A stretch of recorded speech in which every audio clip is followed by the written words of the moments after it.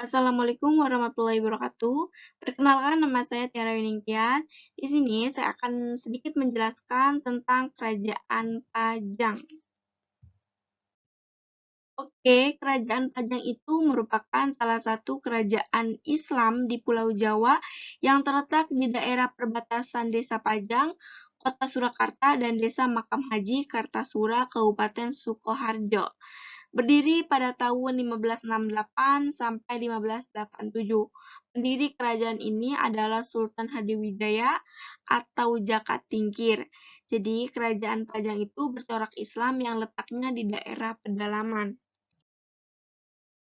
Asal-usul Kerajaan Pajang. Jadi ketika Majapahit dipimpin oleh Brawijaya, dikisahkan putri Brawijaya yang bernama Retno Ayu Pembayun diculik Menak Dali Putih, putra Menak Jinggo, sang raja Blambangan. Muncul seorang pahlawan bernama Jaka Sengara yang berhasil merebut sang putri dan membunuh penculiknya. Dan atas jasanya itu, maka Jaka Sengara dinikahkan dengan Retno Ayu Pembayun dan diangkat Brawijaya sebagai Adipati Pengging, sebuah desa atau wilayah di dekat Boyolali. Jaka Sengara kemudian bergelar Andayaningrat. Menurut naskah Babat, Andayaningrat gugur di tangan Sunan Ngudung saat terjadinya perang antara Majapahit dan Demak. Ia kemudian digantikan putranya yang bernama Raden Kebo Kenanga bergelar Ki Ageng Pengging. Sejak saat itu Pengging dan Pajang menjadi daerah bawahan Kesultanan Demak. Jaka Tingkir adalah putri Ki Ageng Pengging, cucu Adipati Andayaningrat. Jayaningrat adalah adipati bekas wilayah Majapahit di Pengging di daerah Surakarta dan menantu Raja Majapahit Prabu Wikramawardhana. Jadi, Jayaningrat adalah ipar Arya Damar di Palembang. Penobatan Jaka Tingkir sebagai Sultan Pajang, penerus Kerajaan Demak dengan gelarnya sebagai Sultan Hadiwijaya mendapatkan legitimasi dari Sunan Giri, salah satu anggota senior Wali Songo yang memiliki basis di Kendiri Kedaton, sebuah bukit di wilayah Gresik. Akan tetapi, klaimnya sebagai Sultan Pajang ditentang oleh Arya Penangsang, putra dari Pangeran Sekar yang tidak rela menyerahkan tahta kepada Jaka Tingkir yang hanya menantu Sultan Trenggono. Selanjutnya yaitu ada Raja-Raja Pajang. Yang pertama ada Jaka Tingkir, yang kedua ada Arya Penggiri, yang ketiga ada Pangeran Benawa, yang keempat ada Gagak Bening, dan yang kelima Pangeran Benawa II. Masa kejayaan Pajang. Jadi pada masa dipimpin Hadiwijaya itu, kerajaan Pajang itu mencapai puncak kejayaan. Raja-raja penting di Jawa Timur pun pada saat itu mengakui kedudukan dan wilayah kekuasaannya. Selain itu, Raja Hadiwijaya berhasil membuat kekuasaannya bertambah luas. Ia berhasil memegang wilayah ke arah timur, yakni sampai Madiun tahun 1554, dan ia juga berhasil menggulingkan Blora tahun 1577. Dan tidak hanya itu, selain politik, Pajang juga mempunyai sumber daya alam dan sosial budaya yang maju. Daerah Pajang merupakan lumbung padi yang besar dan juga memiliki saluran irigasi yang berjalan dengan lancar. Oke, runtuhnya Kerajaan Pajang.